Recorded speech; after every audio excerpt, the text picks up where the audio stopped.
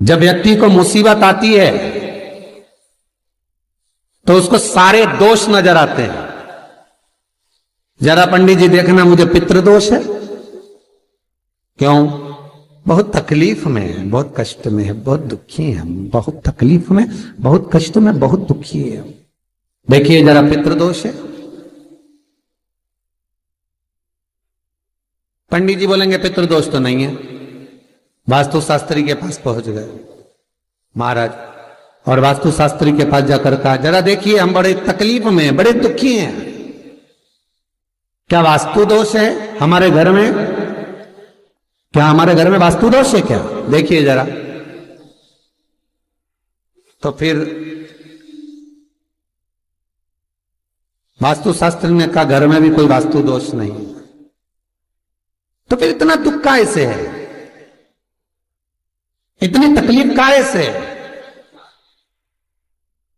आप जो परमात्मा का भजन करोगे, कीर्तन करोगे, नाम जाप करोगे, स्मरण करोगे, कर्म अच्छा करोगे तो ही तो ठीक होगा।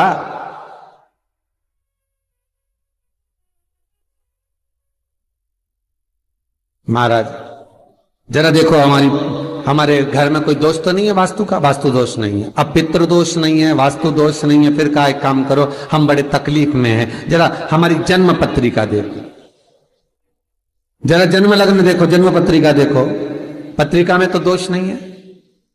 अरे भाई, जब व्यक्ति का मुसीबत का समय आता है, दुख का समय आता है, तकलीफ का समय आता है, तो वो पितृदोष देखता है, वो वास्तु दोष देखता है, वो पत्रिका में दोष देखता है कि कारण क्या है मुसीबत का। बस दिक्कत एक ही है कि वो अपने कर्म में दोष नहीं देखता कि मेरे ये पितृदोष, ये वास्तु दोष, ये सारे दोष तो बात के हैं, पर सबसे पहला दोष है कि जो कर्म करा है वो कैसा करा, उसके अनुसार मुसीबत आई है, उसके अनुसार हम दुख झेल रहे हैं। बार बार कहा जाता है, मत बुरे कर्म कर बंदे वरना पछताएगा, भगवान की आंखों से तू बच नहीं पाएगा, तू बच नहीं पाएगा। हम दोष देख रहे हैं, हमने पितृदोष दिखवाया, हमने वास्तु दोष दिखवाया, हमने पत्रिका में दोष दिखवाया। मेरा एक निवेदन करबद्ध है, जब आपके ऊपर मुसीबत जब आई है, दुख जब आया है, तो अपने पूर्व के किए हुए कर्म का भी दोष निकालो कि क्या कर आए।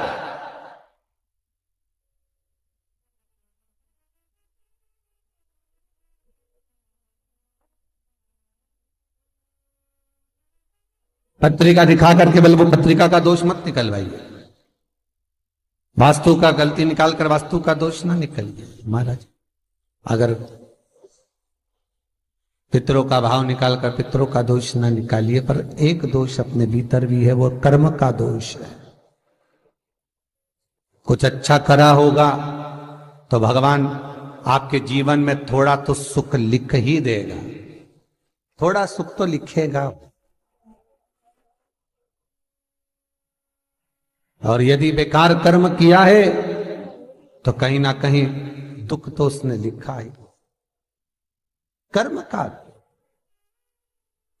मत बुरे कर्म कर बंदे वरना पछताएगा, भगवान की आंखों से तू बच नहीं पाएगा, तू बच नहीं पाएगा। अरे ओ अज्ञानी मत करना दानी।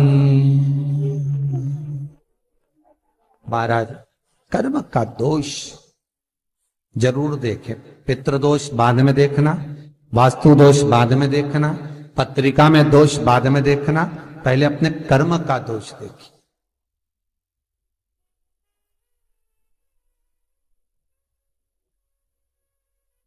फिर निवेदन करेंगे, बार बार कहते हैं कि भगवान की भक्ति में डूबो, शिव का स्मरण करो, भगवान का स्मरण करो, राम का, कृष्ण का, तुम्हारी मर्जी पड़े उसका स्मरण करो, पर करो क्यों? क्योंकि दुख, तकलीफ, कष्ट पत्रिका दिखाने से नहीं कटेगा, मकान के दरवाजे बदलने से, वॉशरूम बदलने से, पाइप बदलने से नहीं बदलेगा।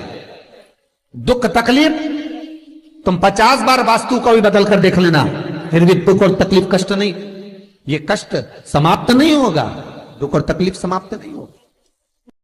किसी से तुमने बेवकूफ बनाकर, मूर्ख बनाकर, किसी को व्यापार में, व्यवसाय में, कोई काम में किसी को मूर्ख बनाकर, बेवकूफ बनाकर, सीधा था समझ नहीं पाया, उससे तुमने 10,000, 20,000, 1 लाख, 2 लाख, 5 लाख, 10 लाख तुमने ले तो लिए और खुश भी हो गए कि मैंने उससे ले लिए।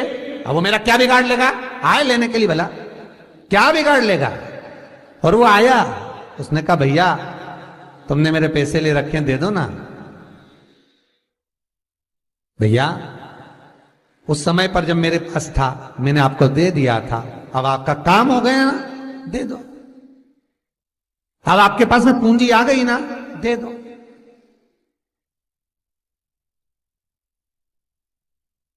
बहुत ध्यान दीजिए महाराज, 2 तरह का पैसा होता है। एक व्यक्ति ब्याज पर देता है ना ब्याज पर, कि तुम ये रुपया ले जाओ, हम तुमसे इतना ब्याज लेते रहेंगे, बाद में मूल दे देना। और एक व्यक्ति वो होता है जो अपनेपन से, प्रेम से, अपनी करुणाता से, अपनी पहचान से, अपने हृदय से, अपनी चित्तवृत्ति से, अपने दिल से जब प्रेम बढ़ जाता है, स्नेह बढ़ जाता है, तो कह देता ले जा 2 लाख, 4 लाख, 5 लाख, काम निकाल ले, बाद में दे देना। पर व्यक्ति इतना विचित्र हो जाता है कि जिससे ब्याज पे लिया है उसका तो पूरा ब्याज देता रहता है, और जिसका बेचारे का देना है उसका दे ही नहीं पाता। पर निवेदन है, जिसने तुम्हें मुसीबत में साथ दिया, तकलीफों में, कष्ट में तुम्हारे साथ दिया, सबसे पहले हाथ जोड़कर उसको निवेदन कर कर देना कि ये तेरा है भाई, ना जाने फिर जरूरत पड़ जाए तो तुझसे मिल तो जाएगा। जब एक बार दे दोगे तो वो दूसरी बार देने के लिए तैयार बैठा रहेगा। पर तुमने जब सोच लिया, विचार कर लिया कि मैं तो खा रहा हूं, निगल रहा हूं, तो फिर जब नियत में खोट आ गया तो फिर वो कुछ नहीं करेगा। जिसका तुमने पैसा खाया वो कुछ नहीं करेगा, अब तो वो करेगा जिसने इसके माध्यम से तुझे दिलाया, उसको कुछ नहीं करना। जब कष्ट पे कष्ट आया, दुख पर दुख आया, तकलीफ पर तकलीफ आई, सारी पत्रिका दिखा ली, पितृदोष की पूजन करा ली, वास्तु बदलवा लिया, सारे काम कर लिए, तो भी दुख नहीं मिटा। तब गुरु के पास गए, पर गुरु भी क्या बोलेगा? यही बोलेगा कि और थोड़ा सा देख लो। पर कष्ट मिटेगा कब? जब कर्म का दोष मिटेगा। जो करा है उस दोष को भी तो मिटाओ।